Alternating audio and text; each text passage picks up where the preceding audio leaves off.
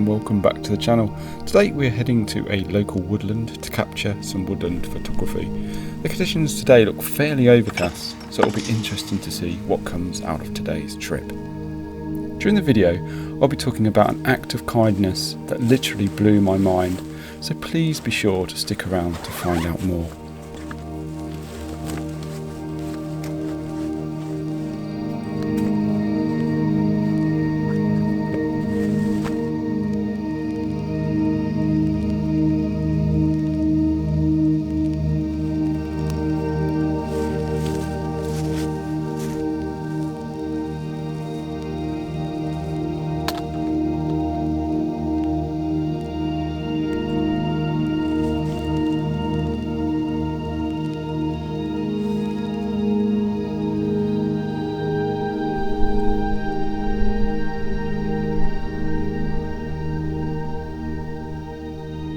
So I drove through some absolutely wonderfully foggy conditions this morning as I drove to this location, which is not too far from where I live, and I was really hoping that the fog was going to be penetrating this wonderful ancient forest that we've got here, but sadly that's not the case. However, it is overcast, it's quite damp, and we've got these wonderful moss and lichen covered oaks that we're going to try to make a composition from this morning.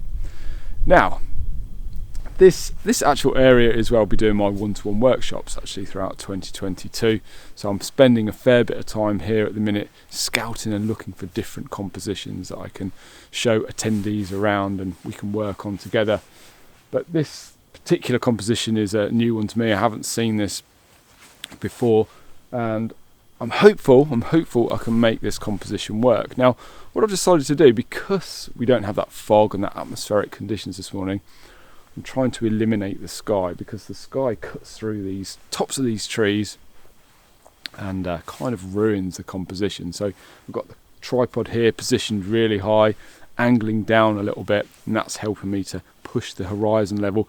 And basically what I'm doing is zooming in to eradicate that sky completely. Just behind me, these two oak trees sweep over to the right, and essentially what I'm trying to do is not necessarily make the focus about the oak trees, but there's a small splash of colour in the background offered by a gorse bush. And it's this gorse bush I want the eye to be drawn towards. Now, it's not a huge gorse bush. In fact, I wish it was a little bit bigger. However, there is some splashes of yellow in there, and I think it draws the eye through the scene, which is something that I'm looking to do with this particular image. I don't want it just to focus on the trees. I think the trees are really nice. They sweep over to the right and really offer a nice composition, but you need something for the eye to wander through once they get to the trees. And that gorse bush, I'm hoping, is going to be enough just to take the viewer through the image. Settings wise, I'm trying to keep things fairly simple, but there's a few things I need to watch out for in this particular composition. The first, I'm at 50mm, so that's fairly tight on these two trees, and I'm not that far away. I'm probably about 6 or 7 meters away, so not too far away. What that means is my depth of field is fairly narrow, so I'm shooting at f10, which is allowing me to get both of the trees sharp and enough sharpness in the gorse bush in the background, and then the trees beyond those I'm just letting them fall out of focus because there's no need to keep those in focus, but I do want to bring out the detail in that gorse bush just to make the eye be drawn towards that as we wander through the image. Now, because it's so dark and damp this morning, f10 is giving me only a half-second exposure time. Now, you might hear in the microphone from time to time there is a few gusts of wind fluttering through this woodland, and there's a few ferns dotted around that are coming out the side of these tree trunks, and also the gorse bushes are moving slightly as well, so half a second is actually capturing that motion in the movement. Now, it's a case of whether I want to actually show that movement or not. That's a burning question, really. Do I want to freeze those ferns and the gorse bush, or do I want to add a little bit of motion? So I think that's a creative choice. I've took a couple of shots actually, one with very, very calm conditions and one with the wind moving the foliage, and I actually like both of them. So I do think it's worth taking, in this instance, worth taking a couple of different exposures, maybe capturing different types of motion within those that foliage, just to see which I prefer when I get back, and give me a couple of options. So yeah, that's pretty much settings wise, that's pretty much done. I am going to experiment with a circular polarizer in a minute to see if that can make the colours pop a little bit more.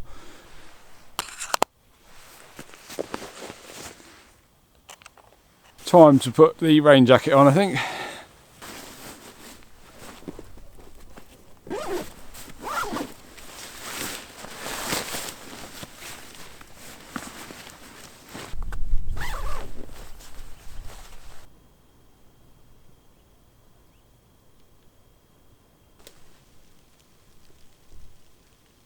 So, as you can probably tell, it is started to rain, and actually that's helping, I think, soften the image a little bit, add a little bit more saturation and punch to the bark, just making this moss stand out a little bit. So often rain in the woodland can be a very, very valuable asset indeed. So I am literally gonna go ahead now, just check my lens for any raindrops. I think we're good.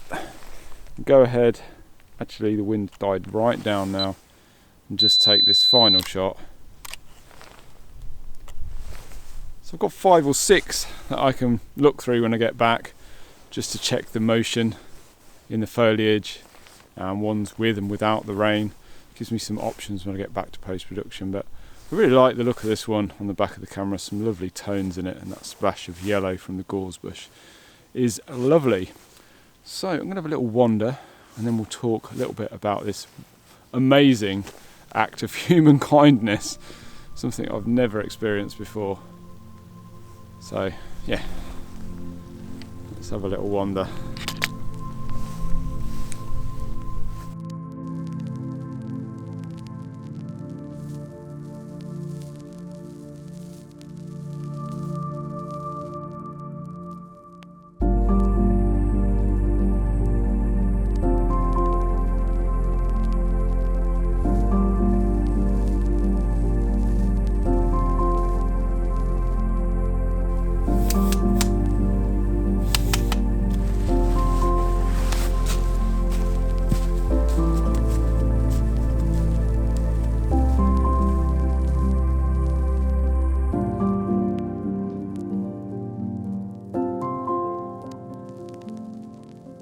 After wandering for a little while, I came across this fleeting moment of diffused side light and managed to grab a handheld shot of this beautiful silver birch forking its way through the scene. I love the painterly feel of this image. I had to push my ISO to 2500 to obtain a fast enough shutter speed to get this image before the light passed. I find the result very pleasing, and it just proves you don't always need to keep your ISO at its lowest setting.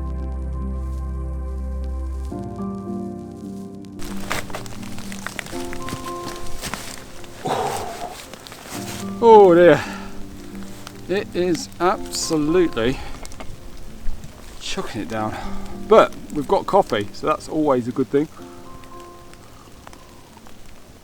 and it's still warm, bonus. So if you remember 2 episodes back, I crashed my drone into the sea. My own stupidity, I took the drone out of line of sight, and the trouble with the Mavic Air is whenever you do that, quite often you lose connection, and that's exactly what happened, and I wasn't on this occasion able to retrieve it. I was absolutely gutted, to say the least. The following week, however, a chap called John from the States got in touch with me, and yeah, just blew my mind, to be honest.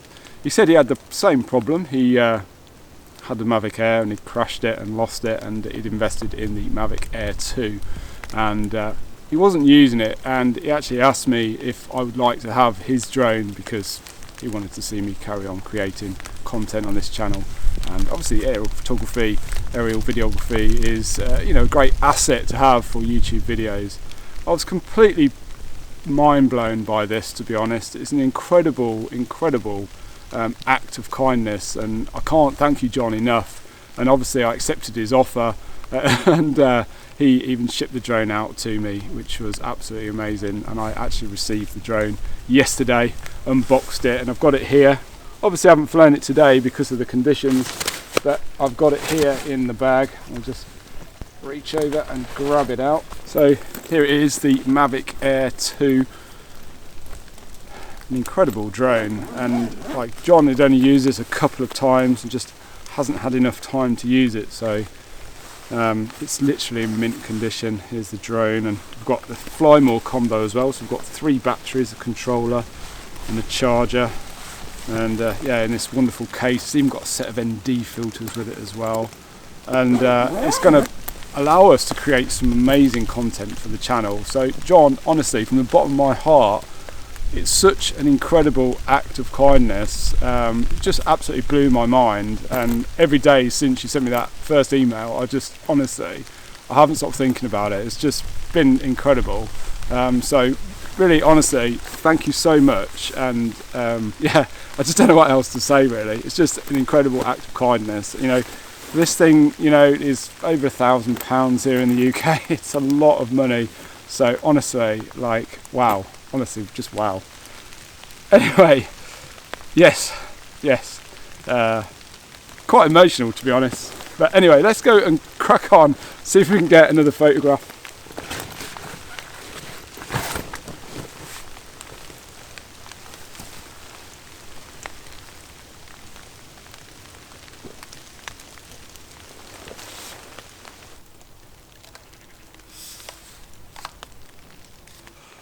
Weather conditions have changed quite a bit now. I'm absolutely soaked, as you can probably see. Raindrops on the camera and all that, but making the best of it. What an absolutely incredible environment this is. I can't tell you how wonderful it is. The sounds, the peace and quiet, the tranquility, and yeah, just the vibrancy. It's absolutely beautiful. All this moss clinging to these wonderful twisted oaks. Just a joy to be out here, it really is. So I spent a fair bit of time since I last spoke to you again scouting and looking and trying to find a composition, and that's often the case with woodland photography. Just wanted something that sort of sparked my interest amongst this wonderful, wonderful twisted environment. And obviously this area here is predominantly oak, but I've managed to find a silver birch tree nestled amongst everything else. So obviously, with that being quite different, I want to use that as my focal point to make this image. And I'm using all these sweeping diagonal branches to essentially frame the silver birch tree. So we're kind of peering through all of these limbs that are stretching across the scene. And I'm really focusing down there on that silver birch. So settings wise, I'm not using a polarizer for this shot. It's nice and misty, and we've got that wonderful side light hitting these branches. F13, 1/6 of a second ISO 160 at about 52mm, and everything's getting proper soaked right now, but I'm thoroughly enjoying this as always when I'm out in the woodland. But that is probably going to be my final image of this composition. Oh yeah, that's great. Alright, I'm going to take my camera off the tripod, shake some of the rain off it, and get these packed up. But thanks to everybody that watches this channel. I really do appreciate your time, your effort that you put into commenting and liking these videos and sharing them as well. I know you share them, so that is absolutely wonderful. Hope you have a great new year, and I'll be sure to be creating loads more content in the new year, so please stick around and subscribe to the channel if you haven't done so already. Until next time guys, take care, and I will see you maybe on a drier day.